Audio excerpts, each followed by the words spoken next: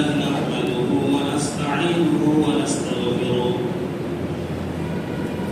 ونعوذ بالله من شرور أنفسنا ومن سيئات أعمالنا من يهده الله فلا مضل له ومن يضلل فلا هادي له وأشهد أن لا إله إلا الله وحده لا شريك له وأشهد أن محمدا عبده ورسوله أما بعد فإن خير الحديث كتاب الله وخير الهدي هدي محمد صلى الله عليه وسلم وشر الأمور محدثاتها وكل محدثة بدعة وكل بدعة ضلالة وكل ضلالة في النار. فقد قال الله تبارك وتعالى في كلامه المجيد: أعوذ بالله من الشيطان الرجيم. يا أيها الذين آمنوا أنفقوا من طيبات ما كسبتم ومما أخرجنا لكم من الأرض ولا تيمموا الخبيث منه تنفقون ولستم بآخذيه إلا أن تغمضوا فيه واعلموا أن الله غني حميد. الشيطان يعدكم الفقر ويأمركم بالفحشاء والله يعدكم مغفرة منه وفضلا والله واسع عليم. رب اشرح لي صدري ويسر لي أمري واحلل عقدة من لساني يفقهوا قولي رب زدني علما. تمام قسم کی حمد و ثنا، کبریائی، بڑائی و بزرگی اس بات رب العزت کے لیے لائق و زیبا ہے جس نے ہمیں اشرف المخلوقات بنا کر کے پیدا فرمایا.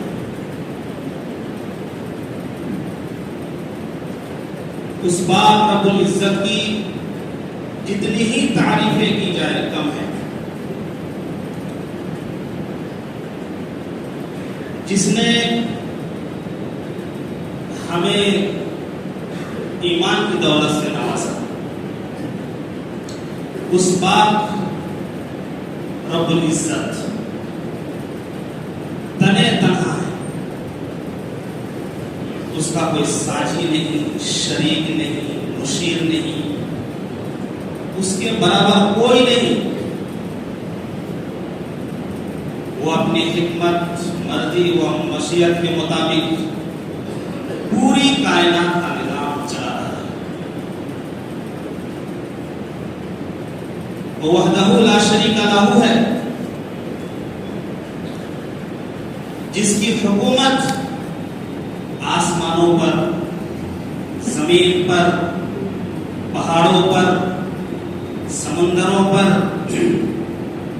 جس کی حکومت انسانوں پر، جنوں پر، کائنات کے ایک ایک ذرے پر اس کی حکومت. وہ پاک رب العزت سب کی سننے والا ہے، سب کی حاجتوں کو پورا کرنے والا ہے، حاجت روا، مشکل کشا،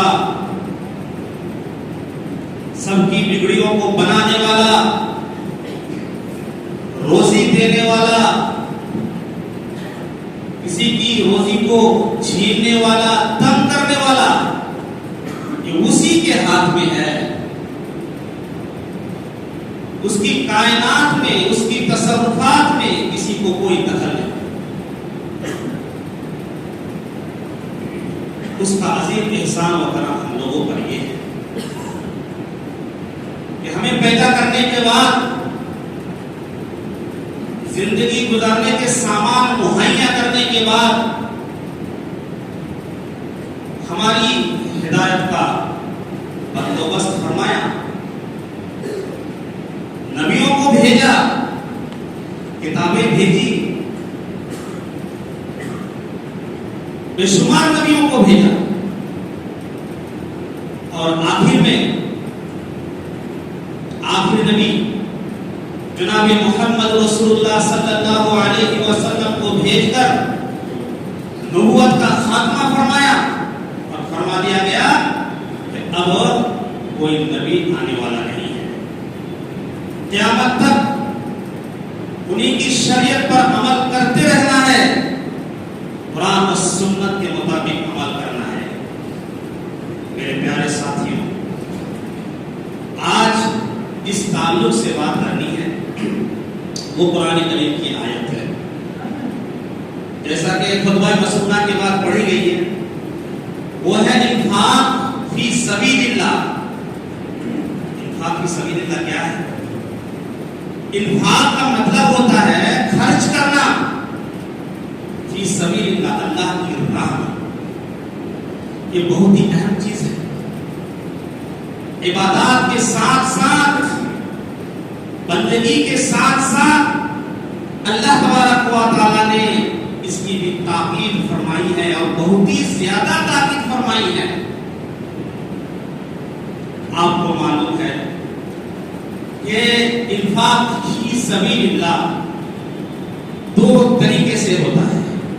ایک یہ ہے کہ آپ اپنا مال خرچ کریں غرباء پر، مساکین پر، یتیموں پر، بیواؤں پر، بیماروں پر، کمزوروں محتاجوں پر آپ اپنا مال خرچ کریں۔ اس کا بھی بہت ہی بڑا ثواب ہے، عظیم ثواب ہے۔ آپ صلہ رحمی کر رہے ہیں، کسی کو دے رہے ہیں، کسی کی حاجت پوری کر رہے ہیں، آپ غریبوں کو، مسکینوں کو، لاچاروں کو دے رہے ہیں، اچھی بات ہے، اس کا بھی ثواب اپنی جگہ پر مسلم ہے۔ لیکن دوسرا ایک طریقہ یہ ہے کہ دینی معاملات میں خرچ کیا جائے، دینی معاملات میں، مدارس میں، مساجد میں، دین کی نشر و اشاعت میں، دعوت و تبلیغ میں، لکھنے میں، پڑھنے میں، خط و کتابت میں، جہاں پر دین کا کام ہو رہا ہو اس میں خرچ کرنا، اس کو کہا جاتا ہے قرضہ حسنہ۔ وہ ہے کہ اللہ تبارک و تعالیٰ کو آپ قرض دے رہے ہیں، اللہ تبارک و تعالیٰ آپ سے قرض مانگ رہا ہے۔ وہ عظیم ذات، وہ پاک رب العزت جس کا دیا ہوا سب کچھ ہے، ہمارے پاس، آپ کے پاس مال ہے، وہ اللہ کا ہی ہے، اور اللہ تبارک و تعالیٰ خود آپ سے قرض مانگ رہا ہے۔ تو قرض کی جو واپسی ہوگی وہ پھر کس طریقے سے ہوگی؟ اللہ کتنا دے گا، کیسے دے گا، کتنا بڑھا کر کے دے گا، تو تصور میں بھی نہیں ہے، اس کا کوئی تصور ہی نہیں ہو سکتا۔ اسی لیے اس کی بڑی تاکید ہے میرے پیارے ساتھیوں، اس لیے کہ یہ جو جان ہے اور مال ہے یہ ہمارا نہیں، یہ سودا پہلے ہو چکا ہے۔ فرمایا ان اللہ اشتری من المؤمنین انفسهم واموالهم بان لهم الجنہ۔ اللہ تبارک و تعالیٰ نے مومنین کو، ان کی جانوں کو، ان کے مال کو جنت کے بدلے میں خرید لیا ہے۔ جان ہماری، مال ہمارا، ہم اپنی مرضی کے ساتھ تصرف نہیں کر سکتے، نہ ہم جان دے سکتے ہیں، اپنی جان میں ہم تصرف کر سکتے ہیں، اپنی مرضی چلا سکتے ہیں، اور اپنے مال میں ہم مرضی چلا سکتے ہیں۔ مرضی چلے گی اللہ تبارک و تعالیٰ کی چلے گی، یہ سودا ہو چکا ہے میرے پیارے ساتھیوں۔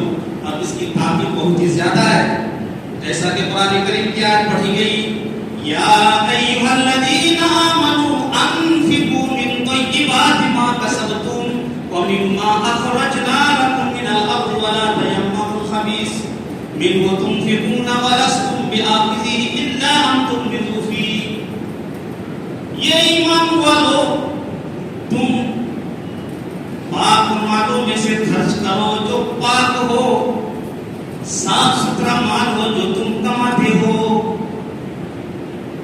جو تم کما رہے ان میں سے جو پاک مال ہے ان میں سے تم خرچ کرو اور اللہ کی راہ میں ردی مال، ناپاک مال، حرام مال خرچ مت کرو۔ تم کو بھی پسند نہیں کرتے ہو تو دوسرا آدمی تم کو ناپاک مال دے، حرام مال دے، تم جب اپنے لیے پسند نہیں کرتے ہو تو اللہ کے لیے کیسے پسند کرتے ہو؟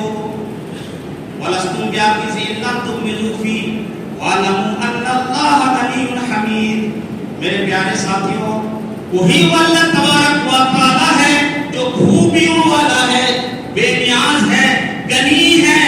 اللہ تبارک و تعالی نے فرما دیا جو حلال مال تم کماتے ہو اور تمہارے لیے جو زمین سے نکالتا ہے، غلہ نکالتا ہے، اناج نکالتا ہے، دانا نکالتا ہے، جو اگاتا ہے، ان میں سے تم اللہ کی راہ میں خرچ کرو۔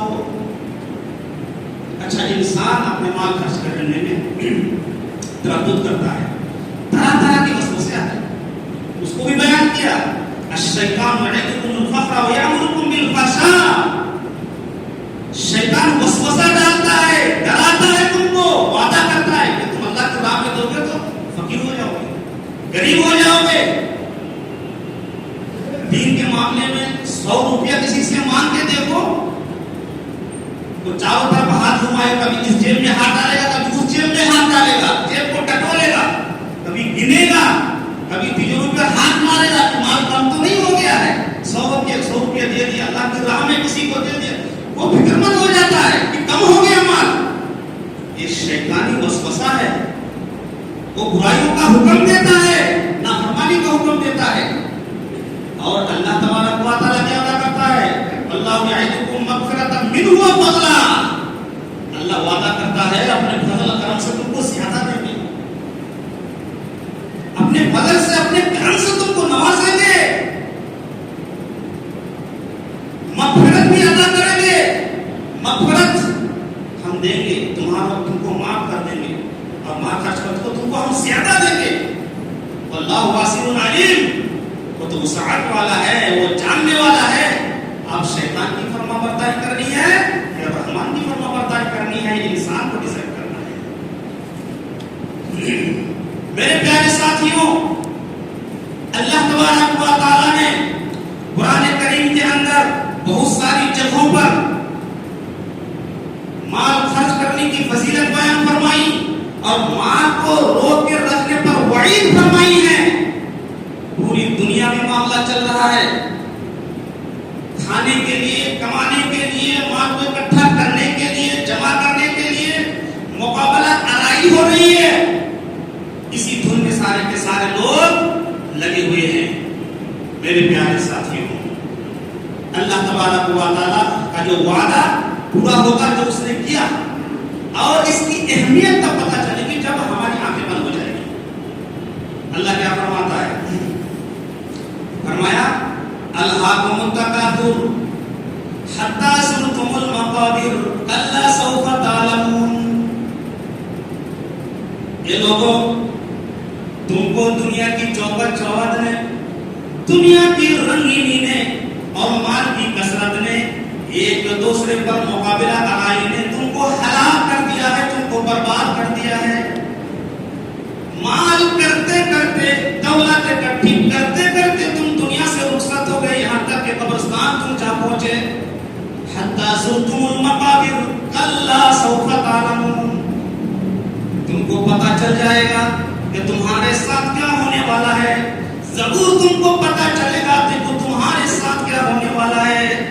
جب موت آ جائے گی، موت کو اپنی آنکھوں کے سامنے جب تم دیکھ لو گے، اس وقت تم کو پتہ چلے گا کہ تم دنیا کے اندر کیا کیا۔ اللہ تبارک و تعالی یہ عذاب جب تم دیکھ لو گے اپنی آنکھوں سے، جہنم کی آگ کو تم دیکھ لو گے، لَتَرَوُنَّ الْجَحِيمَ ثُمَّ لَتَرَوُنَّهَا عَيْنَ الْيَقِينِ ثُمَّ لَتُسْأَلُنَّ يَوْمَئِذٍ عَنِ النَّعِيمِ۔ جب جہنم کی آگ کو تم جہنم کو دیکھ لو گے، جہنم کی آگ کو تم دیکھ لو گے تو تمہاری حالت خراب ہوگی۔ اس وقت کیا کرو گے؟ ہر چیز کے بارے میں اللہ تبارک و تعالیٰ نے جو تم کو نعمتیں عطا فرمائی تھی، اللہ تبارک و تعالیٰ نے جو تم کو فضل کیا تھا، تم کو مال و دولت سے نوازا تھا، اس تعلق سے کل قیامت کے دن جب تم سے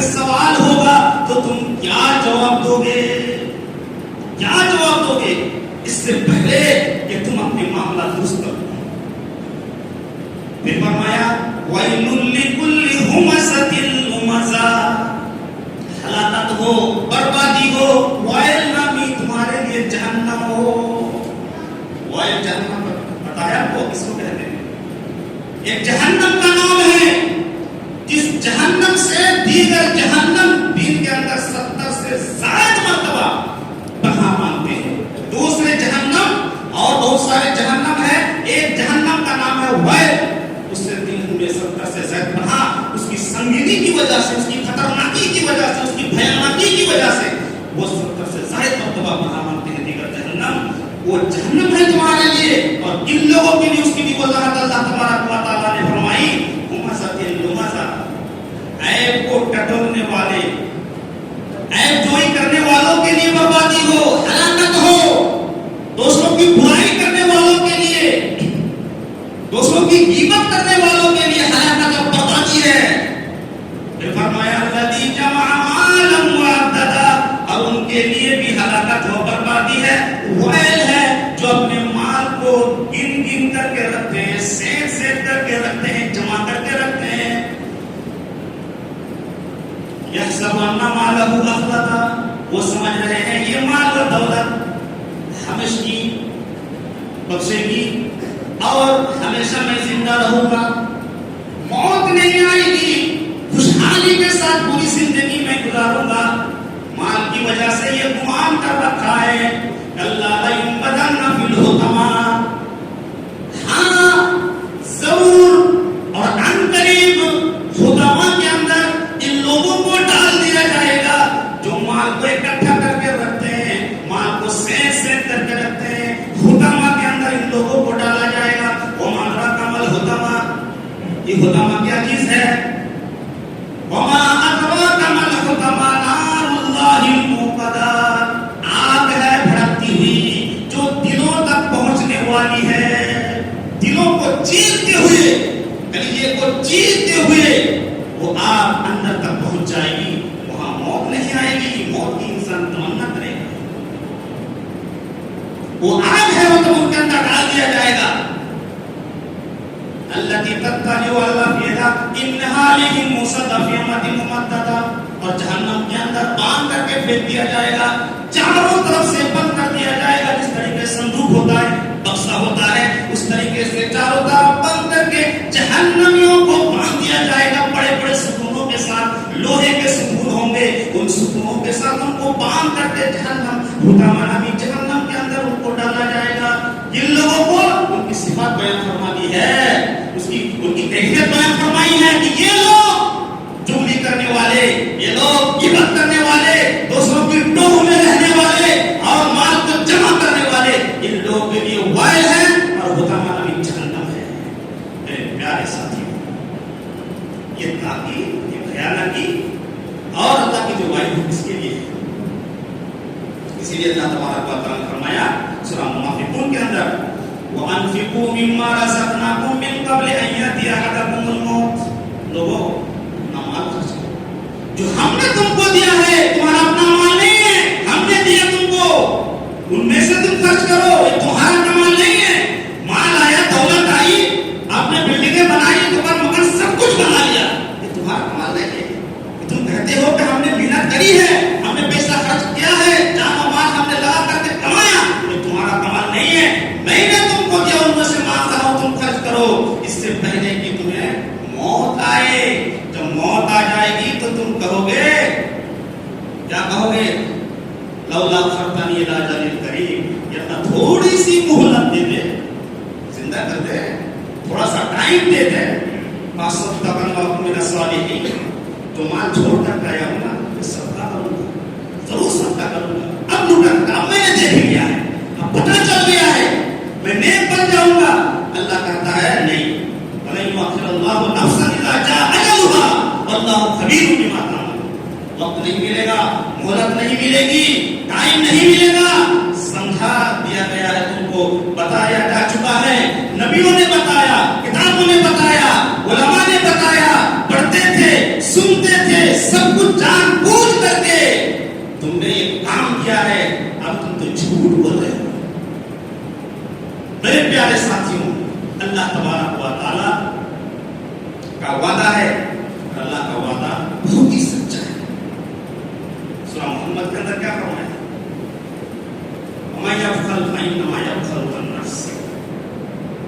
بخیلی کر رہے ہو، جو بخیلی کرتا ہے، کنجوسی کرتا ہے، دوسرے کے لیے نہیں کرتا، اپنے لیے کرتا ہے، وہ اپنے ہلاکت اور بربادی کا سامان تیار کرتا ہے۔ اللہ الغنی وانتم الفقراء، اللہ تو مالدار ہے، غنی ہے، تم فقیر ہو، اللہ کے سامنے محتاج ہو۔ اگر تم نے نہیں مانا تم نہیں مانو گے، بخیلی سے باز نہیں آؤ گے، تو پھر تم اللہ مٹا دے گا، صفحہ ہستی سے ختم کر دے گا، تمہاری جگہ پر دوسری قوم کو پیدا کرے گا، جو قوم تمہاری طرح نہیں ہوگی، عبادت بھی کرے گی، بندگی بھی کرے گی، اللہ کی فرما برداری کرے گی، اور اس کے ساتھ ساتھ مال بھی خرچ کرے گی، تم کو مٹا دیا جائے گا۔ یہ اللہ کا وعدہ ہے، یہ بزرگ کے تعلق سے یہ قرآن کریم کی آیت ہے، تم کو مٹا دیا۔ میرے پیارے ساتھیوں، جناب محمد رسول اللہ صلی اللہ علیہ وسلم نے فرمایا کہ ہر صبح کو دو فرشتے نازل ہوتے ہیں، ہر صبح کو دو فرشتے نازل ہوتے ہیں، ایک کو مقرر کر دیا جاتا ہے، وہ ندا لگاتا ہے، وہ آواز لگاتا ہے کہ یا الہ العالمین، تو ان لوگوں کو خوشحال رکھ، ان کے مال میں خیر و برکت عطا فرما جو صبح شام اپنے مال خرچ کرتے ہیں۔ اور ایک فرشتہ ندا لگاتا ہے، اللہ تو ان لوگوں کو ہلاک اور برباد کر دے، ختم کر دے، برکت کو چھین لے، ان لوگوں کی برکت جو لوگ اپنے مال کو روک رکھتے ہیں، روک کر کے رکھتے ہیں، خرچ نہیں کرتے ہیں، بخیلی کرتے ہیں، یہ روزانہ کا معمول ہے، صبح شام کو فرشتے ندا کرتے ہیں۔ میرے پیارے ساتھیوں، ہم آگے چلتے ہیں۔ اللہ تبارک و تعالی نے اس تعلق سے کیا بیان فرمایا اور جناب محمد رسول اللہ صلی اللہ علیہ وسلم نے کیسی وضاحت فرمائی، سنیے۔ ترمذی کی روایت ہے، مسند احمد کی روایت ہے، دیکھیے کہ اللہ تبارک و تعالیٰ نے زمین آسمان کو پیدا کرا، زمین بنائی، جب شروع میں زمین بنائی تو زمین ہلنے لگی، ہچکولی کھانے لگی زمین ادھر ادھر، تو اللہ تبارک و تعالیٰ نے پہاڑ کو تیار کر کے بنا کر کے زمین کو بدل دی، زمین ٹھہر گئی، زمین ٹھہر گئی، اور بڑے بڑے پہاڑ ہیں، آپ تصور بھی نہیں کر سکتے ہیں، یہ زمین پانی کے اوپر ہے، اگر پہاڑ نہ ہو تو انسان ٹک نہیں سکتا، انسان کا گھر بچ نہیں سکتا، وہ زمین ہلے گی۔ پہاڑ کی کیفیت کو دیکھ کر کے فرشتوں نے سوال کیا، یا الہ العالمین، یہ جو بڑے بڑے پہاڑ ہیں، تیری مخلوق میں پہاڑ سے بھی زیادہ کوئی بڑی مخلوق اور طاقتور مخلوق ہے، کوئی چیز ہے پہاڑ سے بھی زیادہ؟ اللہ تبارک و تعالیٰ نے فرمایا ہاں، اور وہ لوہا ہے۔ فرشتوں نے کہا کہ لوہے سے بھی زیادہ کوئی طاقتور چیز ہے؟ اللہ تبارک و تعالیٰ نے فرمایا ہاں ہے، اور وہ آگ ہے، کیونکہ آگ لوہے کو گلا دیتی ہے۔ فرشتوں نے پوچھا آگ سے بھی زیادہ کوئی طاقتور چیز ہے؟ اللہ تبارک و تعالیٰ نے فرمایا ہاں ہے، وہ پانی ہے، کیونکہ پانی آگ کو بجھا دیتا ہے۔ فرشتوں نے سوال کیا پانی سے بھی زیادہ کوئی طاقتور چیز ہے؟ اللہ تبارک و تعالیٰ نے فرمایا ہاں ہے، اور وہ ہوا ہے، جب ہوا چلتی ہے سمندروں کے پانی کو ادھر ادھر کر دیتی ہے، سیلاب آ جاتا ہے، بڑے بڑے پیڑ اکھڑ جاتے ہیں، گر جاتے ہیں، بڑی بڑی بلڈنگیں گر جاتی ہے، اس سے کہیں زیادہ ہوا میں طاقت ہے۔ فرشتوں نے پوچھا ہوا سے بھی زیادہ کوئی طاقتور چیز ہے؟ تو اللہ تبارک و تعالیٰ نے کہا کہ ہاں ہے، وہ انسان ان تمام چیزوں سے سب سے زیادہ طاقتور ہے، جو اپنا مال دائیں ہاتھ سے خرچ کرتا ہے، اس کا بایاں ہاتھ نہیں جانتا ہے، اس کے بائیں ہاتھ کو پتہ نہیں لگتا ہے، اپنے مال کو خرچ کرتا ہے دائیں ہاتھ سے، اور بائیں ہاتھ کو پتہ نہیں لگتا ہے، یعنی خفیہ طور پر، چپکے سے، پوشیدہ طور پر اپنا مال خرچ کرتا ہے، وہ سب سے زیادہ طاقتور ہے۔ سب سے زیادہ طاقتور ہوا وہ انسان ہوا، اپنا مال خرچ کرتا ہے۔ میرے پیارے ساتھیوں، اب آئیے کہ صحابہ کرام رضوان اللہ علیہم اجمعین کس طریقے سے اللہ کی راہ میں انفاق بھی سبیل اللہ کرتے تھے، آپ تصور بھی نہیں کر سکتے. ان کے مقابلے میں ہم کچھ نہیں ہیں، کیونکہ ہمارے اندر دنیا کی محبت ہے، مال کی محبت ہے، زمین و جائیداد کی محبت ہے.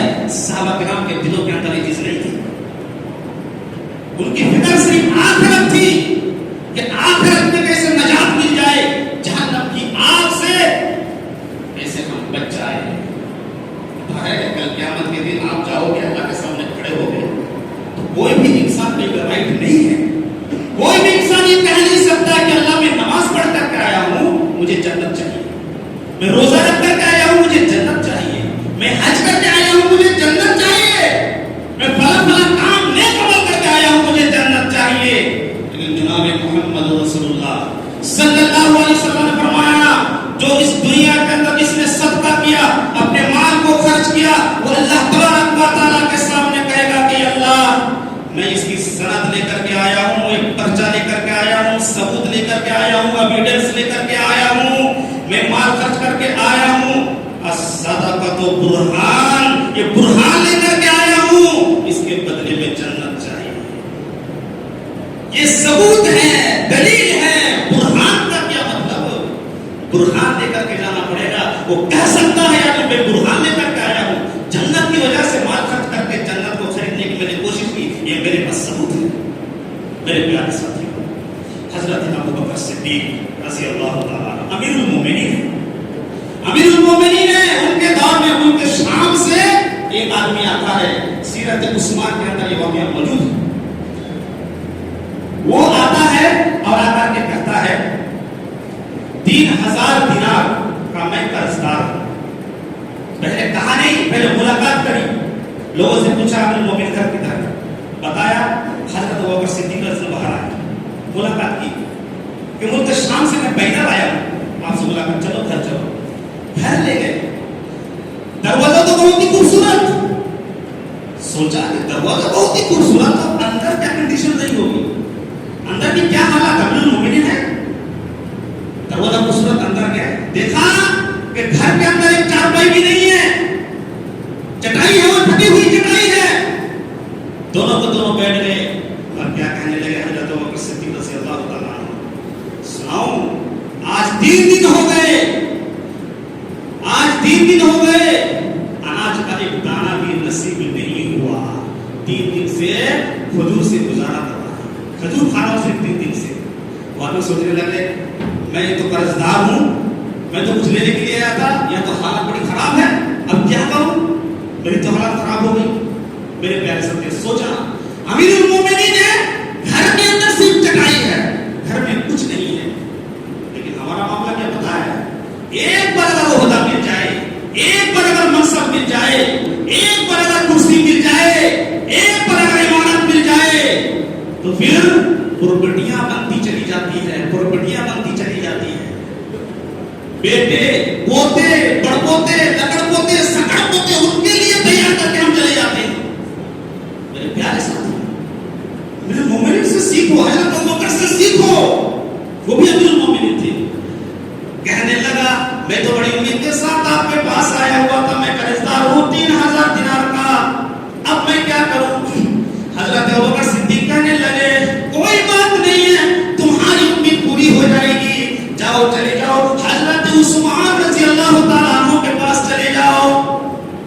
اس نے کہا کیا میں آپ کا نام لوں، آپ کا حوالہ دوں؟ کہنے لگے نہیں نہیں، حوالے کی ضرورت نہیں ہے، نام لینے کی تمہیں ضرورت نہیں ہے. حضرت عثمان تو نام ہی نہیں پوچھتے، نہیں دے دیتے، جاؤ چلے جاؤ.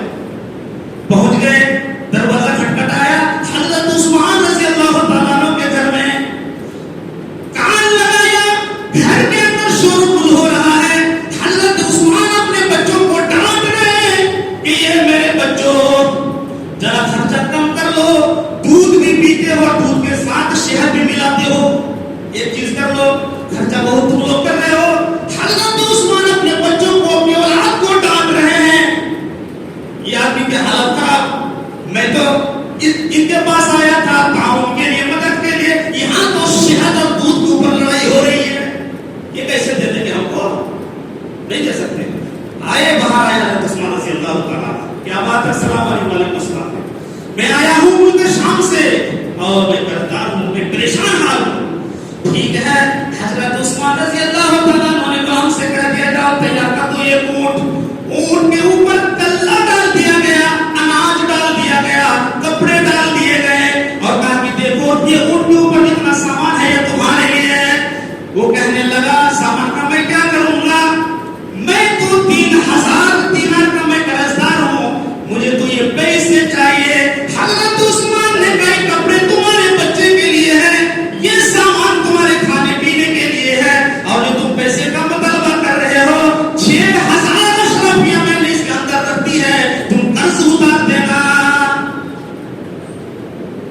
अकबर। वो आदमी कहने लगा ठीक है आपका शुक्रिया। हाँ ये बताइए कि आप घर में लड़कियों रहे, आप बच्चों को डांट क्यों रहे थे? उन्होंने कहा कि अल्लाह तबारक व तआला ने मुझे माल और दौलत से नवाजा है तो इसलिए मैं डांट रहा था। ये मेरे बच्चों तुमको अल्लाह तबारक व तआला ने माल इसलिए नहीं दिया कि तुम खा पी के बराबर कर दो, फजूल खर्चियों में लगा दो, तुम बचाओ और जो माल बच जाएगा मैं गरीबों की मदद करूंगा, इसलिए मैं डांट रहा था। हजरत उस्मान कहने लगे कि जाओ ये ऊंट लेकर तो तुम चले जाओ। वो कहने लगा मैं तो पैदा लाया था, मैं ऊंट लेकर के जाऊंगा, ये ऊंट वापस कौन करेगा? हजरत उस्मान कहने लगे वापसी के लिए मैंने नहीं दिया, जाओ ये ऊंट भी तुम रख लेना।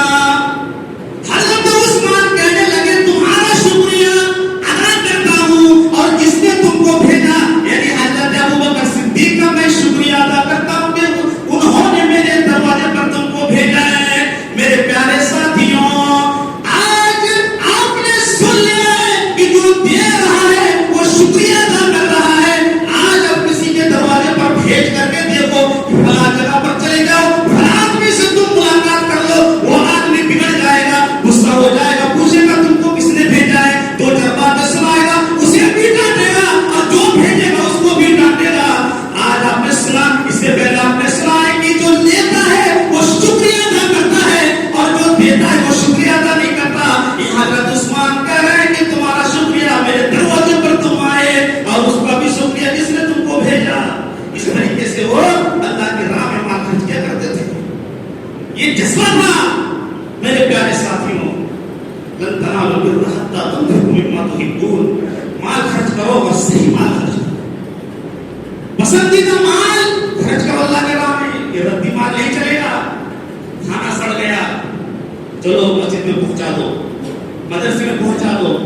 सामान पुराना हो गया, चलो किसी गरीब को पकड़ करके दे दो। कपड़ा पुराना हो गया, किसी को पकड़ कर दे दो। ये सवाब नहीं है। महबूब माल खर्च करना पड़ेगा, जो पसंदीदा, जो तुम खुद अपने लिए पसंद करते हो। और माल हलाल भी होना चाहिए मेरे प्यारे साथियों, हलाल भी होना चाहिए, महबूब माल।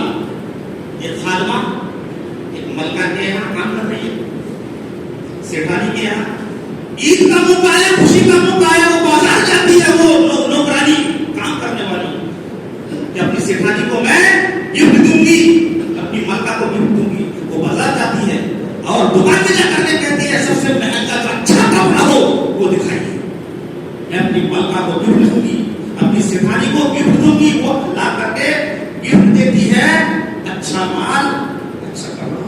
वही वो सेठानी, वही वो मलका बाजार में जाती है, दुकान में जाती है और जाकर के कहती है कि सबसे सस्ता वाला कपड़ा निकालना, सबसे सस्ता वाला कपड़ा निकालना अपनी खादमा को देना है। वो सस्ता वाला कपड़ा लेकर के आती है। एक के पास माल नहीं है, दौलत नहीं है, गरीब है, लेकिन दिल इतना बड़ा है कि महबूब और पसंदीदा बढ़िया माल ला करके वो देती है। और इनके पास ऐसे है, माल है, दौलत है, दिल नहीं है, रद्दी माल लेकर के खादमा को देती है। आप नहीं पा सकते हो मेरे प्यारे साथियों। बहुत सारे वाकयात हैं, अबू तलहा, अबू दहदा और उमर फारूक। मेरे प्यारे साथियों, कहने का मतलब ये है कि माल अच्छा हो, महबूब हो, पाक हो, हराम ना हो। लोगों में गलतफहमी फैली हुई है कि हराम सिर्फ किसी के खाने पीने से रुक जाओ, ये हमारी फॉर्मेलिटी पूरी हो गई। किसी के यहाँ हराम माल है, नाजायज माल है, उनके यहाँ खाना मत खाओ, बस यही इनका मालूम है मेरे प्यारे से। अच्छी बात से बचना चाहिए, लेकिन अगर किसी के यहाँ हराम माल है, हराम कमाई है, सूद ब्याज का कारोबार है, धोखाधड़ी का कारोबार है, झूठी कस्में खा खा करके माल कमाया, दोस्तों की जमीन और जायदाद पर कब्जा करके अपने दुकान और मकान बना करके उसने माल कमाया है, वो माल भी हराम है। उस माल के जरिए से खाना बना करके अगर हम कहीं भेज देते हैं मदरसे में गरीबों के लिए, तो वो भी तो हराम है, वो भी नहीं खाना चाहिए। उन मालों के जरिए से कपड़ा हम खरीद करके हम तकसीम करेंगे, बांटेंगे, वो कपड़े भी हराम। और मजदूर मालों में से अगर मस्जिद में अगर चंदा देंगे तो वो माल भी हराम। وہ مال بھی حرام. مدارس میں مساجد میں گلے لگے ہوئے ہیں. آپ کو پتا نہیں یہ کون کیسا ہے اور کیسا مال ڈال رہا ہے اس کے اندر ان گلوں میں. حرام بھی ہے حلال بھی ہے میرے ساتھ. لیکن اس پر کسی کا اعتراض نہیں ہے. حرام سے دیا جا رہا ہے, حرام سے کھایا جا رہا ہے. جو چندے والے ہوتے ہیں, پرچی کاٹنے والے ہوتے ہیں, آپ نے کبھی سنا ان کی زبان سے کہ جو تمہارا حلال مال ہو کسی آپ دو, حرام مال مت دو؟ کوئی نہیں کہے گا. آ رہا ہے تمہارے میرے پیارے ساتھیوں, بچنا ہے ہر چیز سے. کہنے کا مطلب یہ ہے ہاں ایسے بھی لوگ ہیں جو اللہ کی راہ میں خرچ کرنے والے ہیں. میرے پیارے ساتھیوں, ابھی میں گھر گیا تھا, گاؤں مسجد تعمیر ہو رہی ہے, اس کے تعلق سے 5-6 لوگ گئے ایک آدمی کے پاس. اس کے بارے میں یہ معروف اور مشہور ہے, یہ بڑا صحیح آدمی ہے, اللہ کی راہ میں دیتا ہے بہت زیادہ. وہ گئے اور ملاقات کری تو اس آدمی نے کہا اتنے لوگ کیوں آئے؟ تو کہہ گئے بھائی ہم زیادہ لوگ آئے تھے, کیا تصدیق ہو جائے؟ ہاں پریشر ڈالنے کے لیے بہت سارے لوگ آئے تھے, کچھ اچھا مل جائے گا.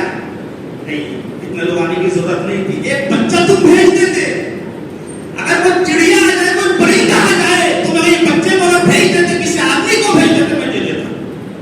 اتنے آدمی کی آنے کی ضرورت نہیں تھی. میں تو حیران ہوا. میں خصوصی طور پر اس آدمی سے ملنے کے لیے گیا کہ کیا مقصد ہے. وہ آدمی کہنے لگا کہ میں پہلے ماسٹر تھا, سرکاری نوکری تھی, اور میری تنخواہ 70 سے 80 ہزار کی تنخواہ تھی. میں ریٹائرڈ ہو چکا ہوں, اب نوکری نہیں کرتا, لیکن مجھے پینشن ملتا ہے, 40,000 روپیہ ہر مہینہ ملتا ہے مجھے. ان میں سے 5,000 روپیہ میں نکالتا ہوں اپنے دوا پانی کے لیے.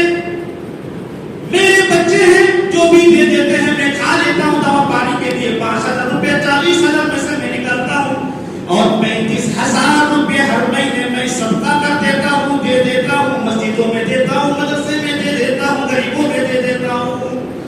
یہ میرا معمول ہے, میں اپنے پاس نہیں رکھتا. میں نے سوال کیا, لوگوں نے کیا کہ آپ کا کیا مقصد ہے, آپ ایسے بھی ہے. میرا کوئی مقصد نہیں, میری کوئی تمنا نہیں ہے, لیکن میرے پاس جو آتے ہیں مال لینے کے لیے, صرف یہی ریکویسٹ کرتا ہوں, ایک درخواست کرتا ہوں کہ جب میں مر جاؤں, اس دنیا سے چلا جاؤں, میرے مرنے کی خبر جب تم کو پہنچے, میرے انتقال کی خبر جب تم کو پہنچے, تو میرے جنازے میں آ جانا, اور جنازے کی نماز پڑھنے کے بعد مجھے مٹی دینا, اور مٹی دینے کے بعد صرف اتنی سی دعا کر لینا, اللہم ثبتہ علی سوال المنکر والنکیر. یا اللہ, منکر نکیر کے سوالوں پر انہیں ثابت کر دیا عطا فرما, تاکہ صحیح طریقے سے قبر کے اندر جواب دے دے. اتنی دعا کر کے صرف چلے جانا. اسی وجہ سے قبر کی خوف کی وجہ سے میں اپنا پورا کا پورا مال اللہ کی راہ میں دے دیتا ہوں. میرے پیارے ساتھیوں, کس کو ہے فکر نہیں ہے میرے پیارے ساتھیوں. مدینے کے اندر 100 گھر کی کفایت کرنے والا, 100 گھروں میں راشن پہنچانے والا, پتا نہیں ہے کون راشن پہنچا کر کے جا رہا, رات کی تاریخ کے اندر پتا بھی نہیں ہے کئی سال گزر گئے. اللہ اکبر, کئی سال گزر گئے, پتا نہیں کون پہنچا کر کے جا رہا ہے. دن میں اٹھ رہا, صبح کے اندر, صبح میں دیکھ رہا کہ راشن پہنچا ہوا, کھانے پینے کی چیز ہے, پتا نہیں ہے کون پہنچا کے جا رہا ہے. اس آدمی کا انتقال ہوا. جب غسل دینے کے لیے لے گیا تو دیکھا کہ ان کی پیٹھ پر, ان کی کمر پر بوریوں کے نشانات موجود, بوجھ ڈھونے کے نشانات اس کے پیٹھ پر موجود ہیں. چھالے پڑ گئے پیٹھ کے اوپر.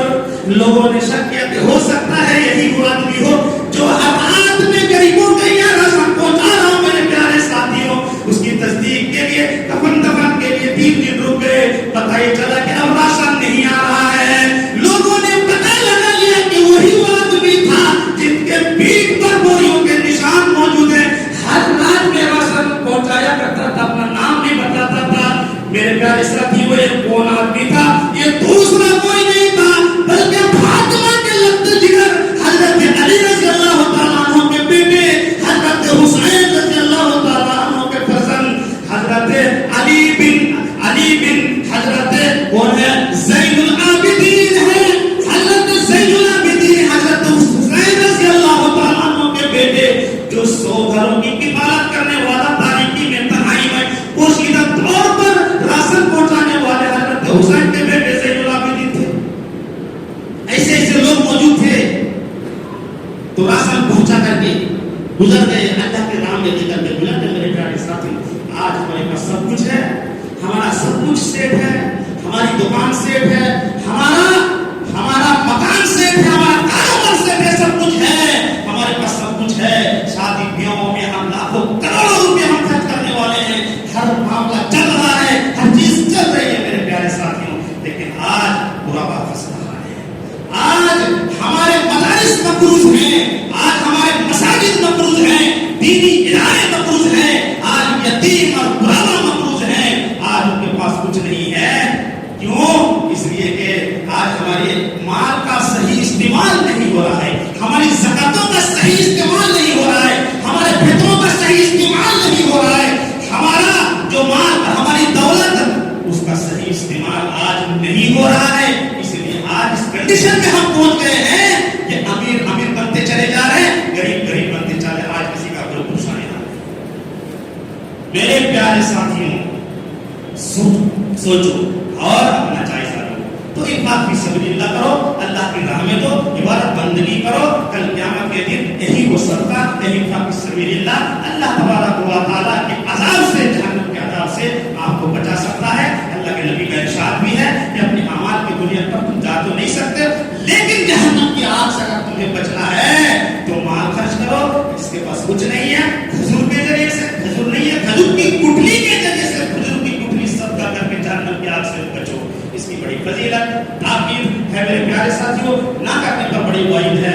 اللہ تبارک و تعالیٰ سے دعا ہے کہ اللہ عالمین ہمیں قرآن و سنت کو سمجھنے اور اس پر عمل کرنے کی توفیق عطا فرما. یا الہ العالمین، انفاق فی سبیل اللہ، اس کا اہتمام کرنے کی توفیق عطا فرما. یا